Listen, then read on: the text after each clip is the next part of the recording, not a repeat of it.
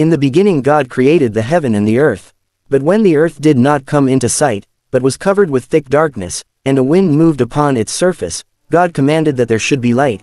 And when that was made, he considered the whole mass, and separated the light and the darkness, and the name he gave to one was night, and the other he called day, and he named the beginning of light, and the time of rest, the evening and the morning, and this was indeed the first day.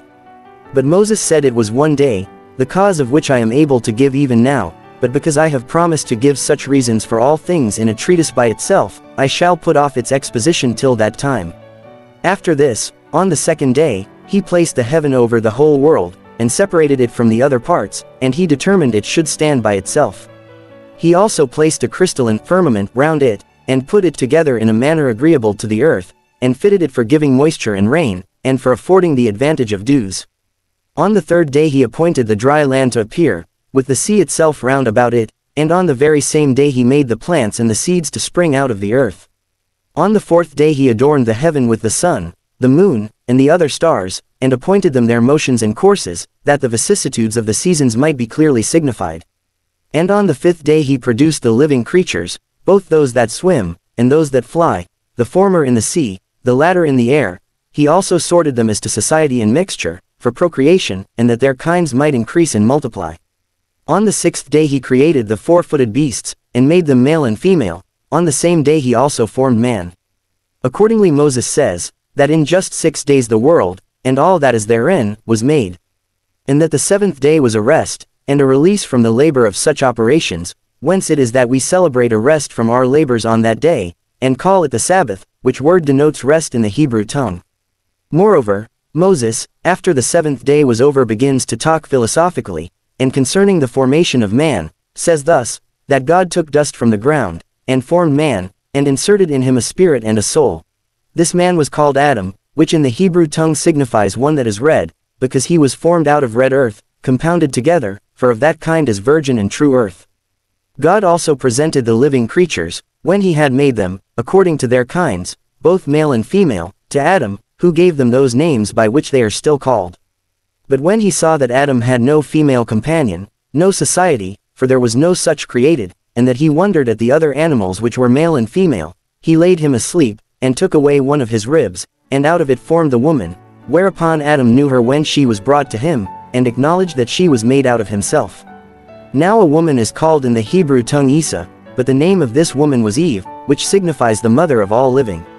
Moses says further, that God planted a paradise in the east, flourishing with all sorts of trees, and that among them was the tree of life, and another of knowledge, whereby was to be known what was good and evil, and that when he brought Adam and his wife into this garden, he commanded him to take care of the plants. Now the garden was watered by one river, which ran round about the whole earth, and was parted into 4 parts. And Phison, which denotes a multitude, running into India, makes its exit into the sea, and is by the Greeks called Ganges. Euphrates also, as well as Tigris, goes down into the Red Sea. Now the name Euphrates, or Phrath, denotes either a dispersion, or a flower.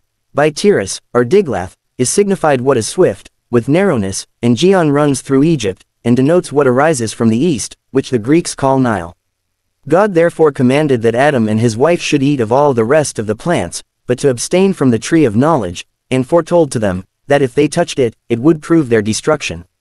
But while all the living creatures had one language, at that time the serpent, which then lived together with Adam and his wife, showed an envious disposition, at his supposal of their living happily, and in obedience to the commands of God, and imagining, that when they disobeyed them, they would fall into calamities, he persuaded the woman, out of a malicious intention, to taste of the tree of knowledge, telling them, that in that tree was the knowledge of good and evil, which knowledge, when they should obtain, they would lead a happy life, nay, a life not inferior to that of a god, by which means he overcame the woman, and persuaded her to despise the command of God.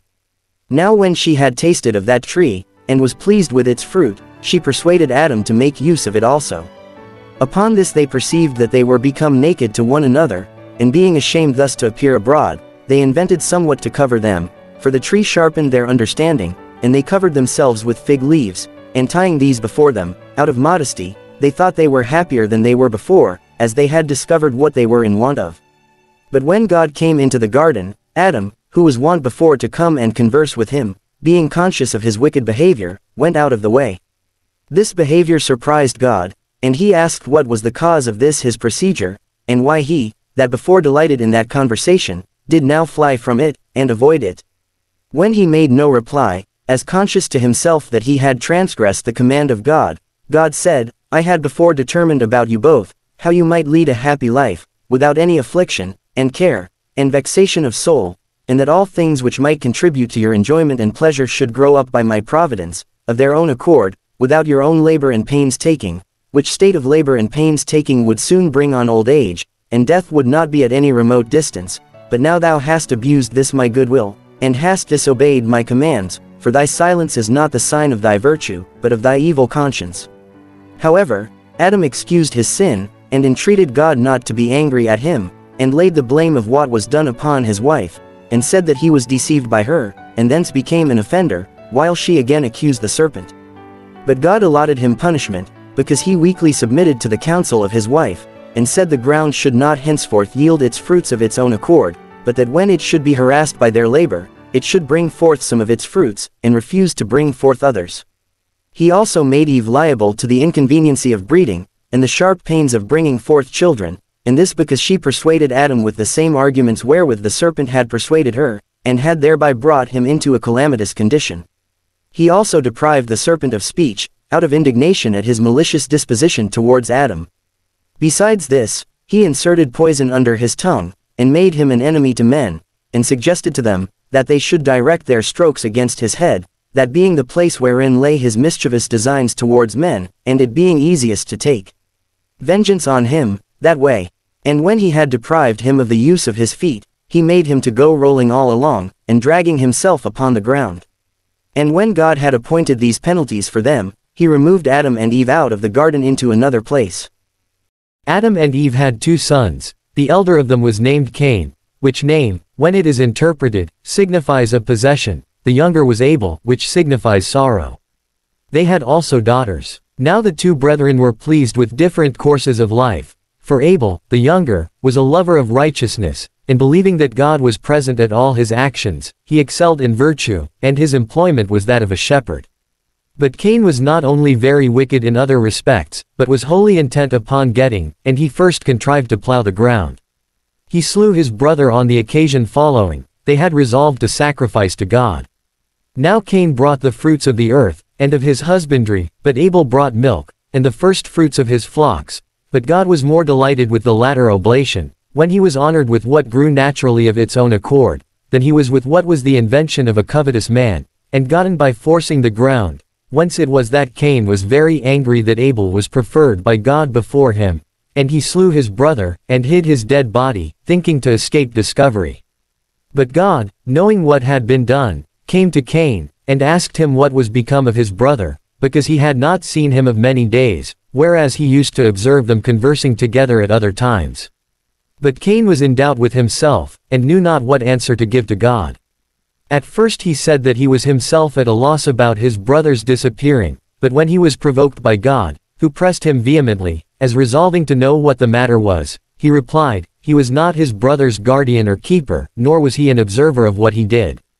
But, in return, God convicted Cain, as having been the murderer of his brother, and said, I wonder at thee, that thou knowest not what is become of a man whom thou thyself hast destroyed. God therefore did not inflict the punishment of death upon him, on account of his offering sacrifice, and thereby making supplication to him not to be extreme in his wrath to him, but he made him accursed, and threatened his posterity in the 7th generation. He also cast him, together with his wife, out of that land. And when he was afraid that in wandering about he should fall among wild beasts, and by that means perish, God bid him not to entertain such a melancholy suspicion, and to go over all the earth without fear of what mischief he might suffer from wild beasts, and setting a mark upon him, that he might be known, he commanded him to depart. And when Cain had traveled over many countries, he, with his wife, built a city, named Nod, which is a place so called, and there he settled his abode, where also he had children. However, he did not accept of his punishment in order to amendment, but to increase his wickedness, for he only aimed to procure everything that was for his own bodily pleasure, though it obliged him to be injurious to his neighbors. He augmented his household substance with much wealth, by rapine and violence, he excited his acquaintance to procure pleasures and spoils by robbery, and became a great leader of men into wicked courses. He also introduced a change in that way of simplicity wherein men lived before, and was the author of measures and weights. And whereas they lived innocently and generously while they knew nothing of such arts, he changed the world into cunning craftiness. He first of all set boundaries about lands, he built a city, and fortified it with walls, and he compelled his family to come together to it, and called that city Enoch, after the name of his eldest son Enoch. Now Jared was the son of Enoch, whose son was Malaliel, whose son was Methuselah, whose son was Lamech, who had 77 children by 2 wives. Silla and Ada. Of those children by Ada, one was Jabal, he erected tents, and loved the life of a shepherd. But Jubal, who was born of the same mother with him, exercised himself in music, and invented the psaltery and the harp. But Tubal, one of his children by the other wife, exceeded all men in strength, and was very expert and famous in martial performances. He procured what tended to the pleasures of the body by that method, and first of all invented the art of making brass. Lamech was also the father of a daughter, whose name was Naamah. And because he was so skillful in matters of divine revelation, that he knew he was to be punished for Cain's murder of his brother, he made that known to his wives. Nay, even while Adam was alive, it came to pass that the posterity of Cain became exceeding wicked, every one successively dying, one after another, more wicked than the former. They were intolerable in war, and vehement in robberies, and if any one were slow to murder people, yet was he bold in his profligate behavior, in acting unjustly, in doing injuries for gain. Now Adam, who was the first man, and made out of the earth, for our discourse must now be about him, after Abel was slain, and Cain fled away, on account of his murder, was solicitous for posterity, and had a vehement desire of children, he being 230 years old, after which time he lived other 700, and then died. He had indeed many other children, but Seth in particular. As for the rest, it would be tedious to name them, I will therefore only endeavor to give an account of those that proceeded from Seth. Now this Seth, when he was brought up, and came to those years in which he could discern what was good, became a virtuous man, and as he was himself of an excellent character, so did he leave children behind him who imitated his virtues, all these proved to be of good dispositions. They also inhabited the same country without dissensions, and in a happy condition, without any misfortunes falling upon them, till they died. They also were the inventors of that peculiar sort of wisdom which is concerned with the heavenly bodies, and their order. And that their inventions might not be lost before they were sufficiently known, upon Adam's prediction that the world was to be destroyed at one time by the force of fire, and at another time by the violence and quantity of water, they made 2 pillars, the one of brick, the other of stone. They inscribed their discoveries on them both, that in case the pillar of brick should be destroyed by the flood, the pillar of stone might remain, and exhibit those discoveries to mankind, and also inform them that there was another pillar of brick erected by them. Now this remains in the land of Syria to this day.